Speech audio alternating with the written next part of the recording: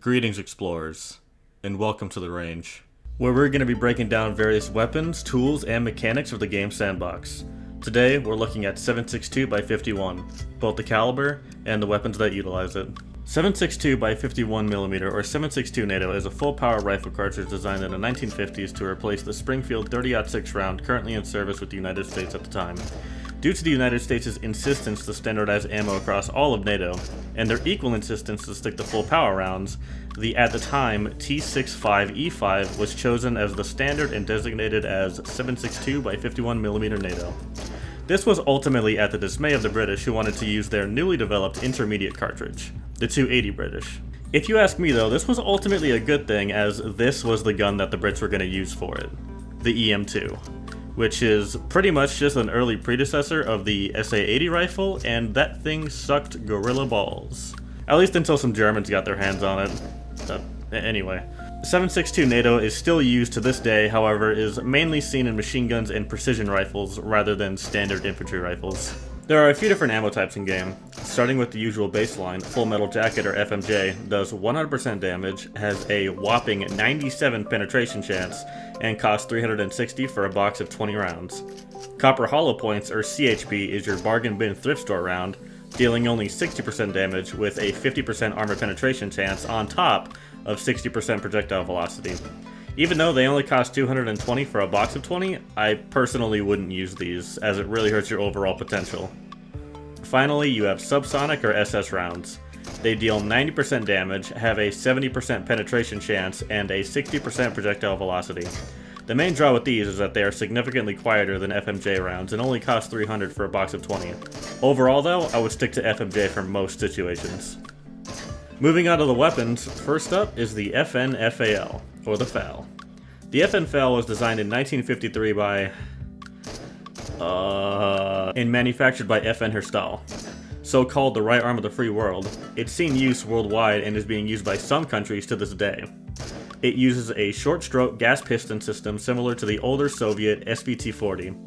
Although its popularity has waned when the world started moving towards intermediate rifles for military service, it's still held in high regard by soldiers using it for its reliability and hard-hitting power. In-game it has a weight of 4.45 kilograms, a mag size of 20, and a damage per shot of 85.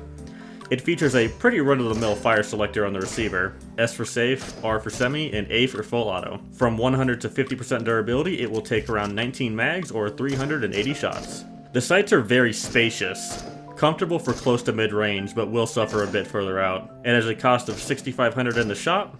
For upgrades, you can get a B-Rail for $600, a B-Rail sight for $650, plus 10% accuracy for $550, and plus or minus 20% rate of fire for $600. If you want it for free, it can be found in metal crates in Prechorsk Castle. Overall, this is a gun I'm pretty conflicted about. On one hand, it's very cheap compared to the other 7.62 NATO weapons, which is great for a penny pincher like me. However, this is also the weakest offering of its kind. That's not to say it's bad by any means. It still has high damage with pretty much guaranteed penetration. I'll give it a 7 out of 10. It's a good gun, it's just sitting in the shadow of its contemporaries. Next up is the M14. Designed in 1954 to replace the M1 Garand, it has a mixed reputation. It's essentially an evolution of the Garand, the main changes being the caliber, detachable box magazine, and full auto capability. There's also some internal differences with the gas system and such, but I'm not going to get into that here. In any case, unlike its predecessor the M1, it was a very controversial rifle. This was due to the fact that it was made with the intention of being a multi-role weapon to replace the M1, M3 grease gun, M1 carbine, and M1918 bar, which, simply put, it could not do. Even though it was quickly phased out in favor of the M16, the M14 is still being used in the form of the M21 to this day in a DMR role, in which it is significantly more effective. In-game it has a weight of 3.5 kilograms, a mag size of 20, and a damage per shot of 120. Something to note is that unlike its IRL counterpart, this is semi-auto only. From 100 to 50% durability, it will take around 10 mags or just 200 shots. Not great. The sights are pretty tight. Not great for fast targeting, but very good for long-range precision. It will run you $7,500 in the shop. For upgrades, it can get a B-Rail for $600, a B-Rail sight for $650, and a minus 20% recoil for $750. It can only be obtained through purchase. Overall, this is a very good gun, and my personal favorite pick late game. Its high damage, high accuracy, and reasonable cost make it attractive to me personally. The only downsides are the low durability, lack of suppressor compatibility, and high recoil. I recommend using it defensively as often as possible to maximize its effectiveness. And for that, I'm giving it a 9.5 out of 10. Play to its strengths, keep it maintained, and it will never fail you. Moving on to the next weapon, the DBL10 Diversant. The M1 Diversant, or Saboteur in English, is a multi-caliber, integrally suppressed bolt-action rifle produced by Lobeyev Arms somewhere around 2010. It can be quickly converted between calibers by swapping the barrels and has 3 available options: their proprietary 40 Lobeyev cartridge, 338 Federal, and 308 Winchester or 7.62 NATO. It is part of a larger modular rifle system including the DBL10 M2 Urbana and M3 Wolfhound.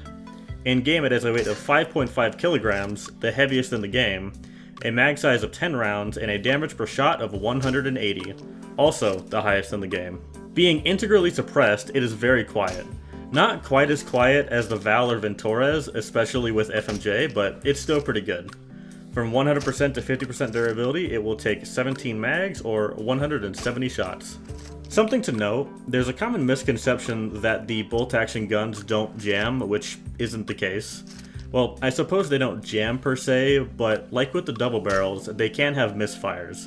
Basically, the gun just won't go off when it should, and the only way to fix it is to fully cycle the bolt.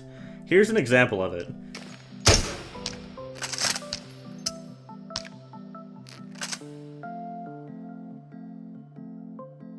As you can see here, there's a perfectly good round in there, but the gun didn't fire.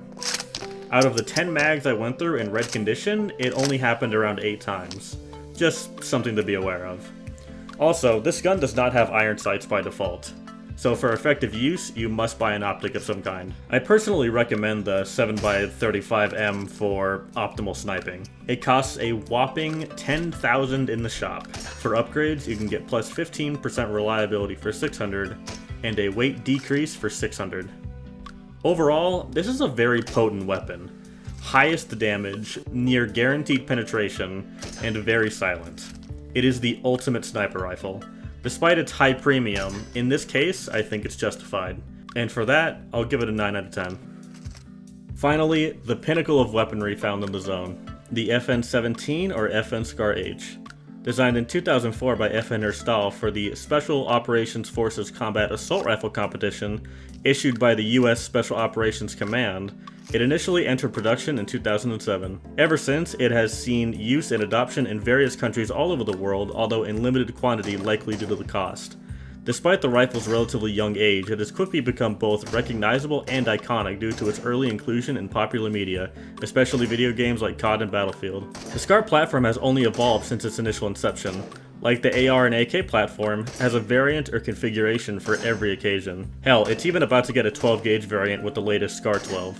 In-game, it has a weight of 3.3 kilograms, a mag size of 20, and a damage per shot of 100. From 100 to 50% durability, it will take 22 mags or 440 shots.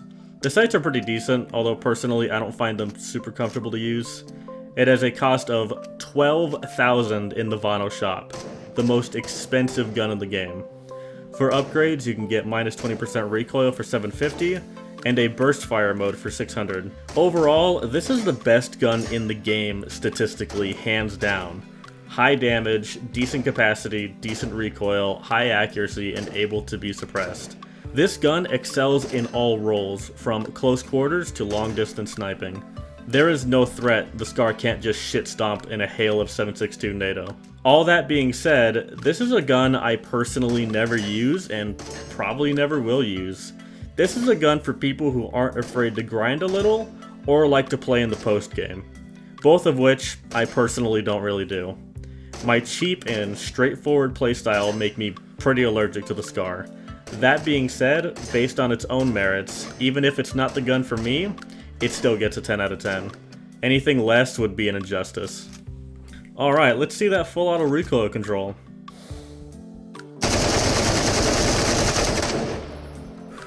Yeah, unsurprisingly, the SCAR is far easier to control than the FAL. Not to mention the SCAR has a recoil upgrade to improve this even further. I suppose you get what you pay for. Just for giggles and shits, let's also look at the M14's recoil when spammed.